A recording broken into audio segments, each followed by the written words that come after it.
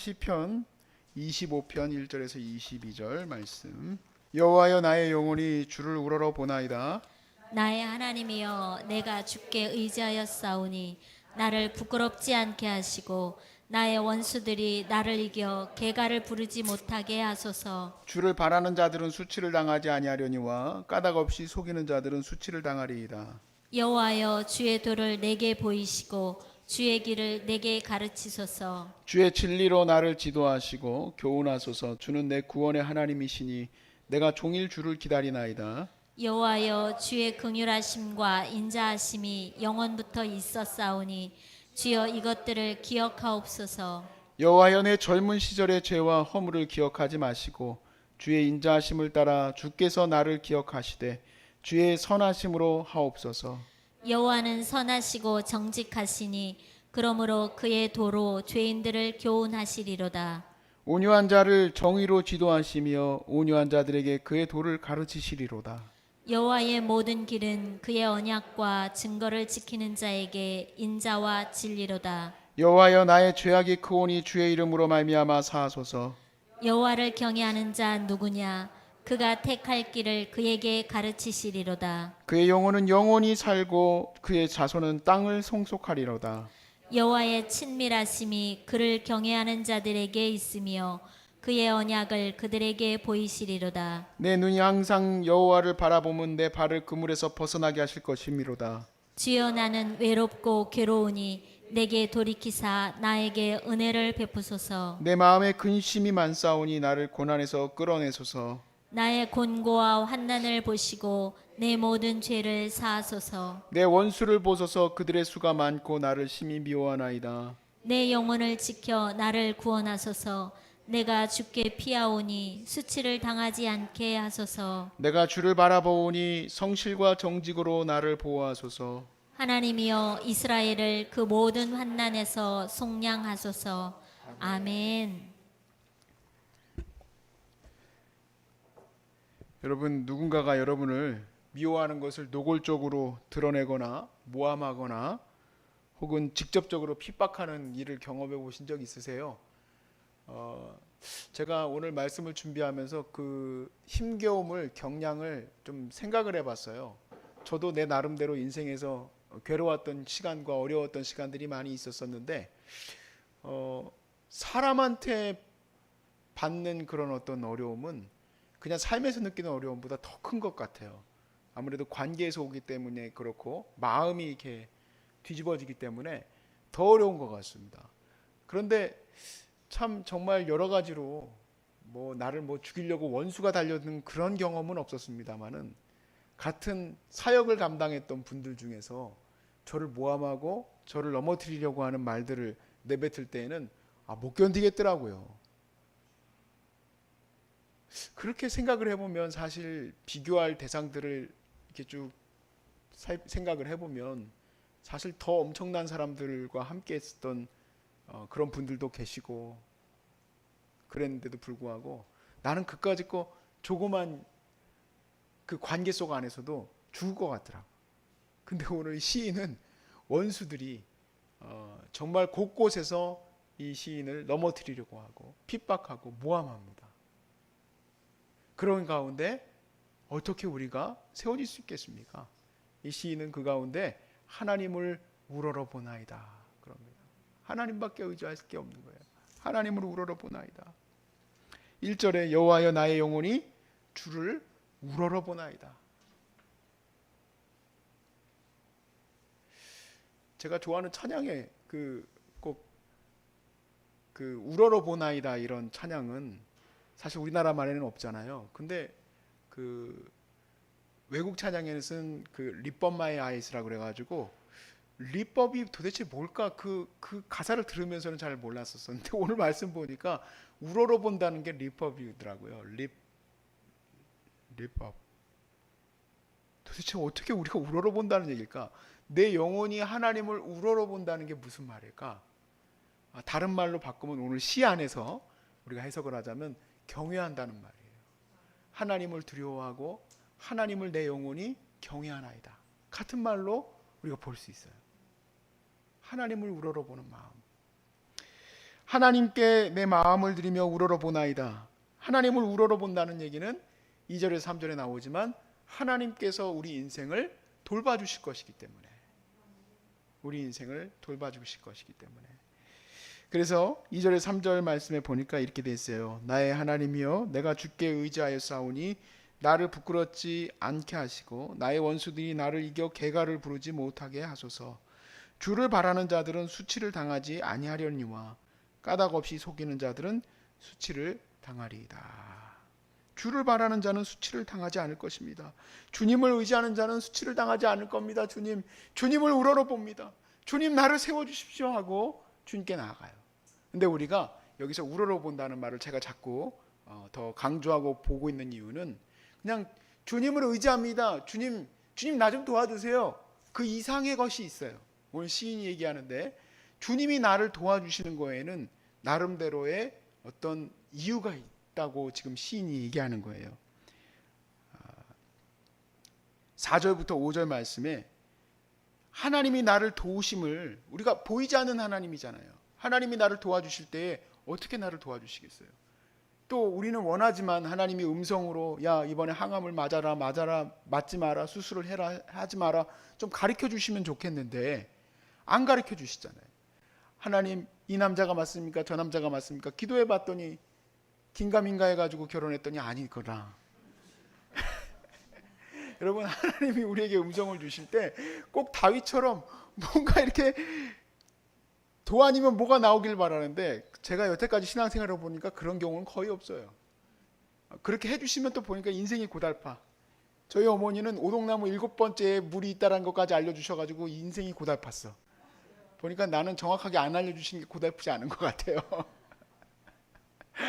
그런데 하나님께서 우리에게 그 의지할 길, 하나님을 붙들 길을 우리가 간다는 것은 지금 이 4절에 5절에 있어요. 보이지 않는 하나님을 우리가 어떻게 붙들 것인가? 결론부터 얘기하자면 주의 말씀을 따르는 거예요.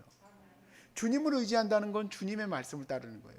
주님을 의지하지 않는다는 건 주의 말씀을 순종하지 않는다는 얘기죠. 바꿔서 얘기하면.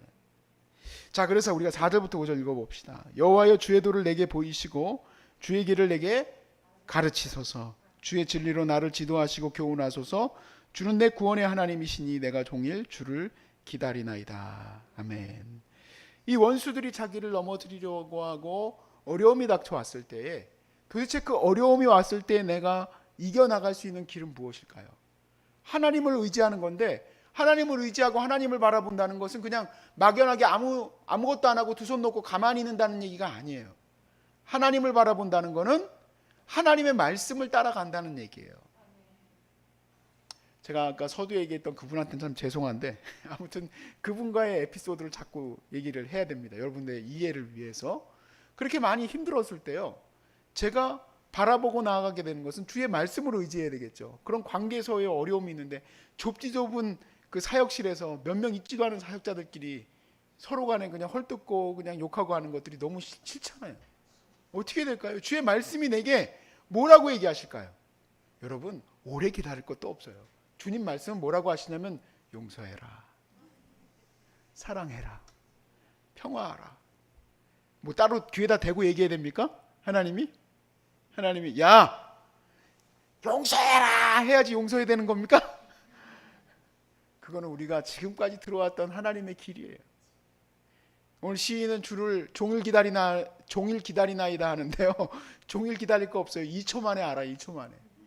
저기서 나한테 와라 하면은 내가 어떤 길을 가야 될지, 어떤 것을 붙들어야 될지 이미 마음속에 하나님 주셨어요. 거기서 같이 오라 하면은요 어떻게 될까요? 나락으로 빠지는 거예요. 나락으로.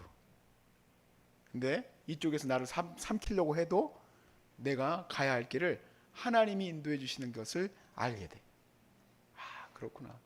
그냥 내가 여기서는 이제 물러나야 될 때구나. 내가 여기서는 이제 저를 덮어줘야 될 때구나. 내가 저를 더 오히려 옹호해야 될 때구나. 어떻게 할 수 있을까요? 우리가 지금까지 계속 예배하는 이 말씀들과 또 여러분이 읽는 말씀들과 묵상하는 큐티 시간과 그 모든 시간에서 하나님이 계속 말씀해 주셨기 때문에 알 수 있습니다. 자, 근데 중요한 건 이거예요. 우리가 그 길에서 순종하고 가느냐 안 가느냐가 중요하죠. 주님은 여러분에게 선한 길로 인도해 주셔야 되는데 선한 길로 인도해 주시려고 하셨을 때에 하나님 말씀 앞에 순종하지 않는 사람을 어떻게 선한 길로 인도해 주시겠습니까? 어떻게 그를 구원의 은혜로 건져내 주시겠습니까? 제가 지금까지 이렇게 세 개의 교회 정도를 거쳐서 여기에 오게 됐어요. 그동안에 다 그냥 큰 일도 있고 작은 일도 있고 그때그때마다 그런 일들이 있었었는데 내가 만약에 편법을 쓰거나 관계 속에서 내가 혹시 만약에 하나님 기뻐하지 않는 모습으로 거기서 살았다면 어떻게 내가 지금 여기 이렇게 더 하나님이 사랑하시는 분들을 섬길 수 있는 기회를 주셨을까? 저는요 정말 제가 이 자리에 설 때마다 하나님께 감사하는 것은 여러분 하나님이 얼마나 사랑하시는지 아십니까? 저를 가만 안 놔둬요. 어제도 잘 때 그렇게 하고 잤어요. 드디어 잘 시간이다 하고 잤어요. 우리 아내도 옆에서 봤으니까 알아요. 제가 끙끙거리면서 자는지 아니면 아주 그냥 놀아라 하고 있다가 자는지. 제가 제일 두려워하는 게 뭔지 아십니까? 애들이 안 자고 놀고 있는 게 제일 두려워요. 애들이 다 자줘야 되는데 나도 같이 자야 되니까. 그렇게 어제 하루도 충성되이 하나님 앞에서 여러분을 섬겨야 됐어. 그리고 아침에 생각해. 오늘 새벽에도 기도하면서 생각해. 참 우리 소중한 사람들 환우들 하나님 엄청 사랑하신다. 정말 극진히도 사랑하신다. 극진히도. 오늘 점심도 진수성찬이 차려질 줄로 믿습니다. 하나님 너무 사랑하셔요. 내가 자주 들어. 오늘 파티야? 오늘 잔치야? 하나님 너무 사랑하셔. 그 길에 오기까지 하나님의 은혜를 구했기 때문에 이렇게 가는 거지. 그러니까 하나님을 의지한다는 거, 하나님을 우러러 보나이다. 내 영혼이 하나님을 우러러 보나이다 하는 것은 막연하게 하나님 나 좀 도와주세요. 그걸 말하는 게 아닙니다. 하나님을 당연히 1번으로는 도와달라고 구하는 것이고 그 안에서 우리는 하나님의 말씀을 구하고 하나님 말씀을 따라가는 것이 바로 하나님의 은혜를 구하는 길이에요. 그런데 이 시인이 돌이켜보니까 어떠냐? 하나님 말씀을 의지하는 자들에게 하나님 말씀에 순종하는 자들에게 하나님이 은혜를 주실 것이 분명한데 자기를 돌이켜보니까 자기는 죄인인 거예요. 큰 죄인인 거야. 그래서 25편에 10절 말씀에 먼저 이렇게 고백을 합니다. 여호와여 모든 길은 그의 언약과 증거를 지키는 자에게 인자와 진리로다.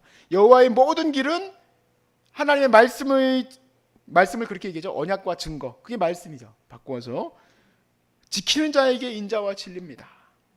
자, 그런데 7절 말씀에 보니까 그가 이렇게 얘기해요. 그렇게 앞에서 이제 하나님의 길이 그렇게 열리는데 여호와여 내 젊은 시절의 죄와 허물을 기억하지 마십시오. 먼저는 자기의 젊은 시절의 죄를 고백해요. 하나님 앞에.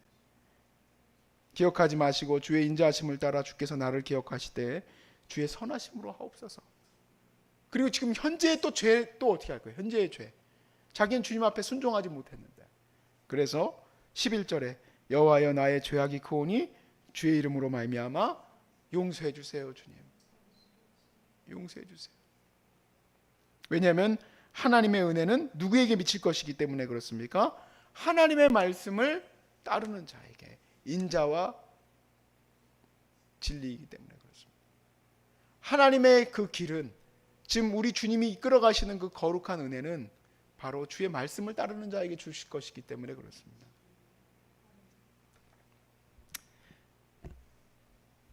(25장 12절에서 15절) 말씀에 이렇게 고백을 합니다. 여호와를 경외하는 자 누구냐? 그가 택할 길을 그에게 가르치시리로다. 아멘이시죠? 네, 하나님을 두려워하는 자, 하나님을 우러러보는 자, 내 눈을 주님께 올려드립니다. 여러분의 마음을 하나님 앞에 올려드리는 자는 누굽니까? 하나님께서 그 길을 지도하실 것이다. 하나님께서 지금 이 어둠의 터널을 넘어갈 수 있는 그 길을 하나님께서 허락하실 것이다. 지금 얘기하십니다.